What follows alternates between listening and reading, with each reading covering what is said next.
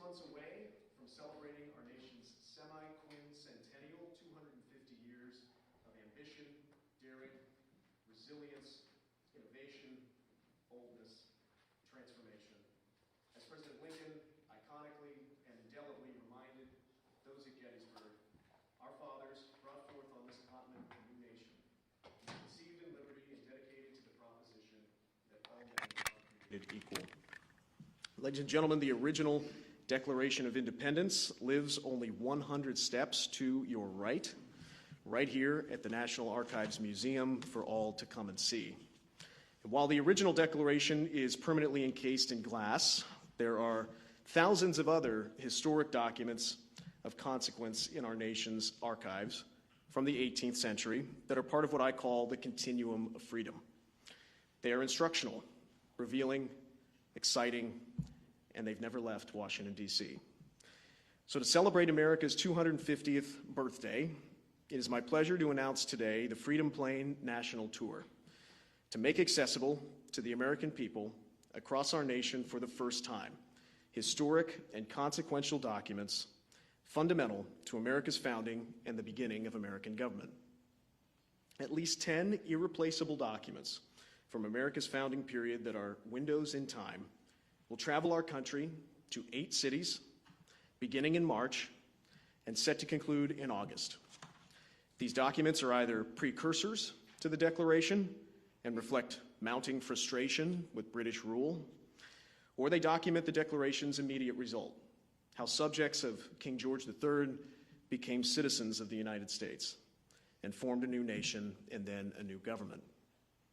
The documents that will go on tour are an original engraving of the Declaration of Independence, one of only about 50 known original engraved copies printed from a copper plate of the original, commissioned by John Quincy Adams. The Articles of Association from 1774, the Continental Congress's first major unified act of resistance against Great Britain. George Washington, Alexander Hamilton's, and Aaron Burr's oath of allegiance, signed as officers of the Continental Army during the Revolutionary War.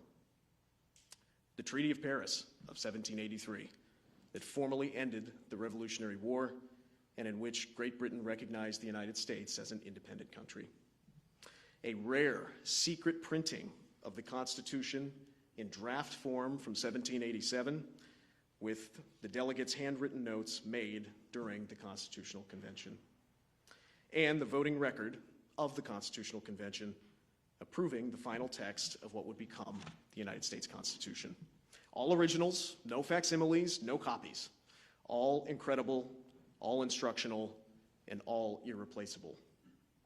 And here today in this room, you can see a few of those very documents that will go aboard the Freedom Plane, including the Treaty of Paris, the 3 oaths of allegiance, and the draft U.S. Constitution. So I invite everyone to take a look when we conclude. Many of these documents are leaving this building for the first time, and they are traveling together for the first time in history. Today's effort is inspired by the Bicentennial Freedom Train, a mobile museum that crisscrossed the country in 1976. Those who experienced or remember the Freedom Train speak fondly of it, and we aim to create similar memories and impact now, 50 years later. Rather than go by train, these documents will leave Washington, D.C. and travel all 8 cities aboard the Freedom Plane, a beautiful Boeing 737 provided very generously by the Boeing company.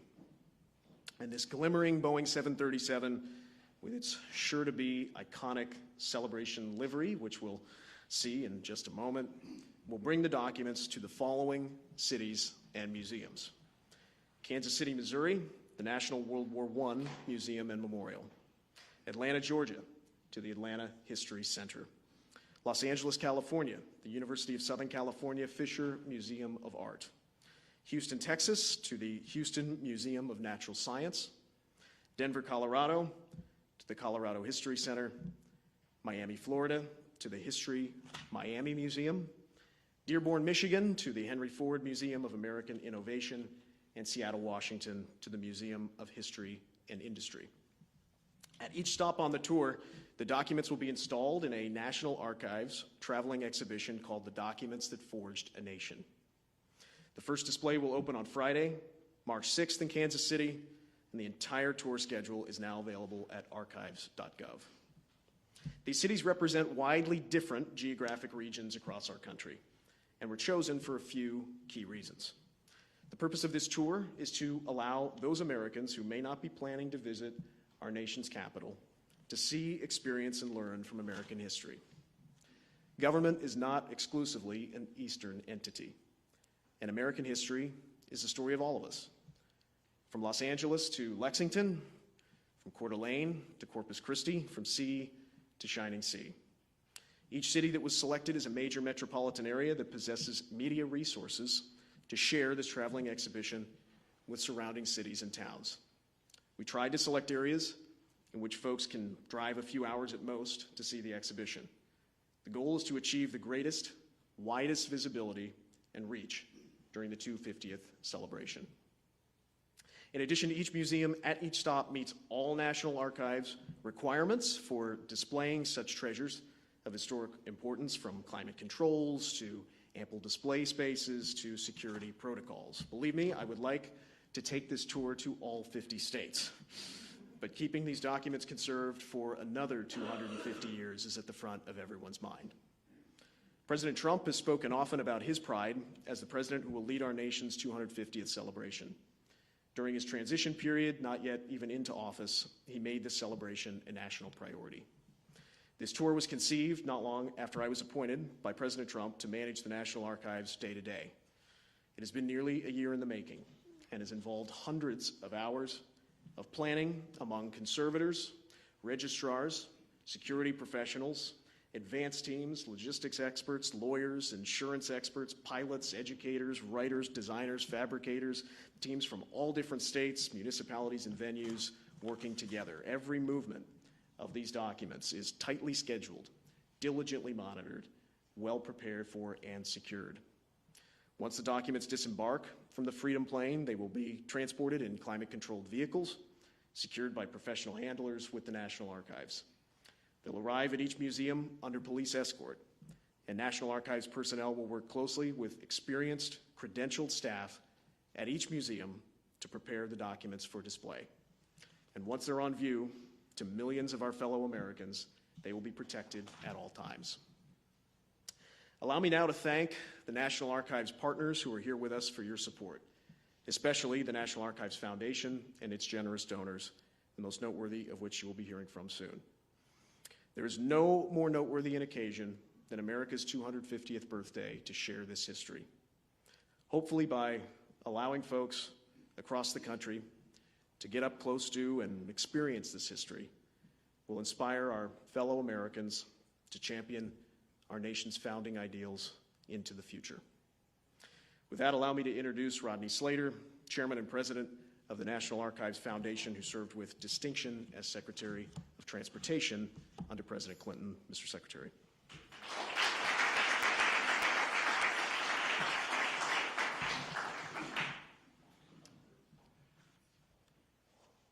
Thank you, Jim. Good morning.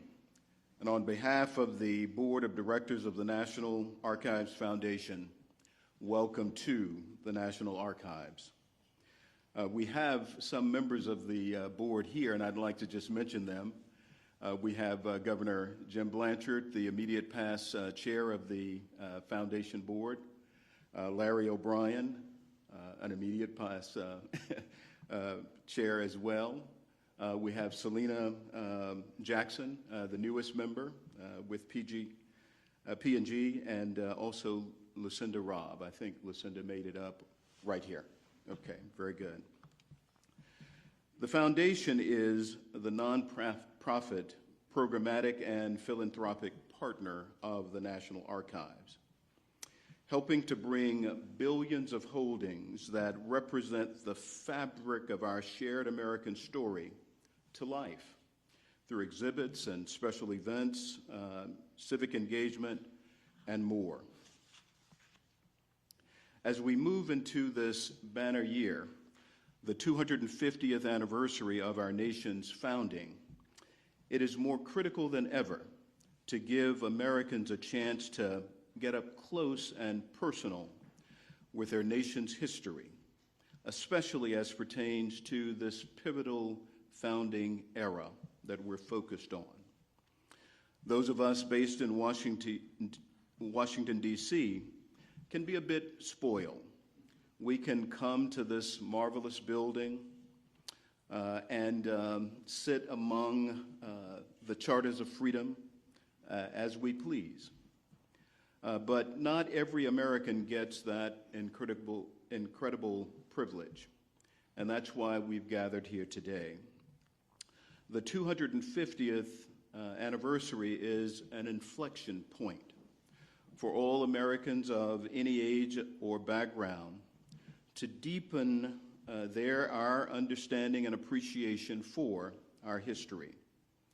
We at the Foundation saw this inflection point, this opportunity, as an occasion to ensure that this experience was not just limited to those who live in and around Washington, D.C., but would be of the enjoyed privilege of those across this great land, as has been said, from sea to shining sea.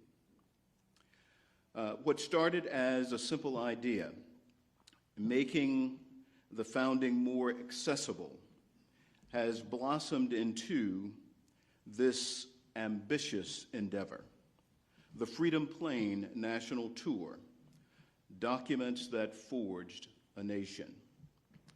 As Jim mentioned, this initiative was inspired by the bicentennial Freedom Train, and it will give countless Americans from coast to coast a rare chance to view National Archives records that declared freedom, that won the war, and that forged a constitutional democracy. In collaboration with a lineup of amazing partner institutions, this effort reflects our shared belief that these documents do not belong to any one city or any one institution. They belong to the American people. I've stepped into this wonderful rotunda here at the Archives on countless occasions, and I've seen the awe that these founding documents elicit even among the youngest of our visitors. How amazing it would be then if we could replicate this experience for the next generation, for those across the nation. That's why the Foundation is committed to making this activation an educational experience as much as a sentimental one. We will do this by providing each institution with civic activities and resources to ensure younger visitors can more diligently reflect on their past and become actively engaged as citizens and responsible stewards of the very principles enshrined in these magnificent documents, these historic documents, our charters of freedom. Of course, we couldn't accomplish any of this alone. We would first like to extend our immense thanks to the Boeing Company, which, as Jim noted, will provide the 737 aircraft that will safely carry these extraordinary documents to their 8 destinations. We would also like to thank Comcast Corporation, Microsoft, and P&G for their generous support in turning this, our Freedom Plane dream, into a reality. This once-in-a-lifetime opportunity will expand access to these documents in unprecedented ways, bringing the story of our nation directly to Americans across our beloved country. The tour invites reflection and dialogue and a renewed civic spirit, reminding us that the ideals enshrined in these records are not relics of the past, but living promises that depend on each generation, preserving them, protecting them, and projecting them forward. Now, I'd like to introduce Jeff Shockey, I'm sorry.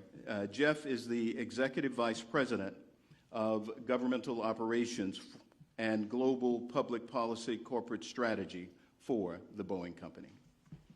Thank you, Jeff.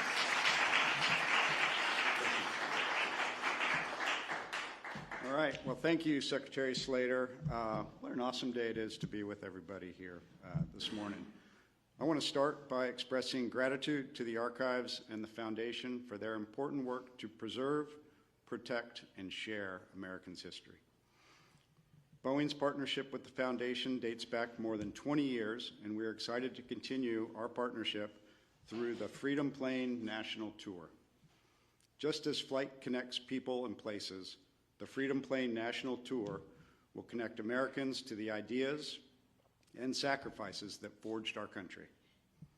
These historic and consequential documents, which are fundamental to America's founding, will travel the U.S. in a commemorative Boeing 737 Freedom plane that you will see here shortly.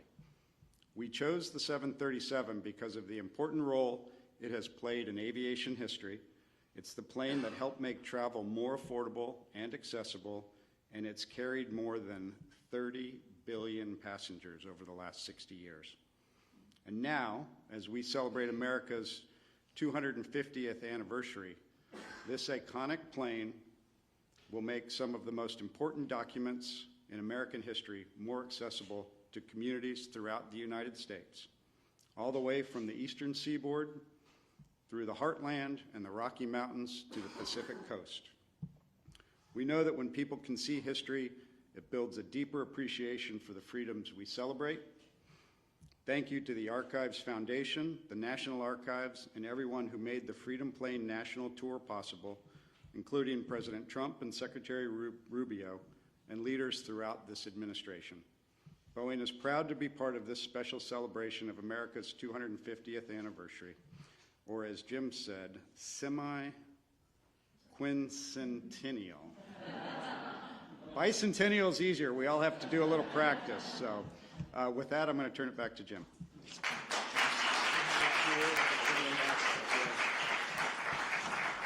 Thank you, Jeff, and everyone at the Boeing Company for your support of this initiative, and our thanks to the other National Archives Foundation benefactors. I truly believe that this is going to be the farthest reaching and highest impact event of the entire 250th celebration. So we're going to show you now the Freedom Plane, and I'd like to invite you all to continue to stay in touch with the National Archives as we ready for the plane's christening and first departure out of Ronald Reagan Washington National Airport on March the 2nd. Thank you all.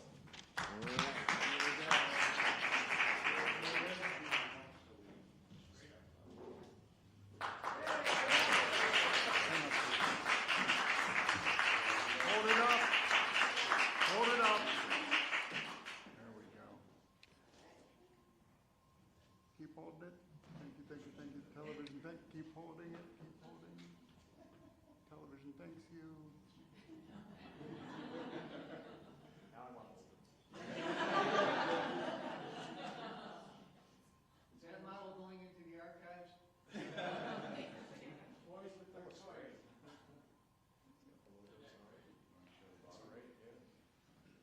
There's a little branding on the bottom.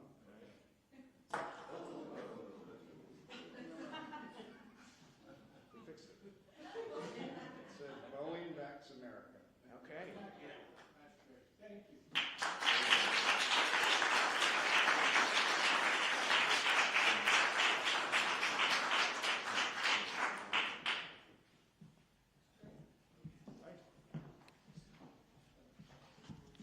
We are adjourned.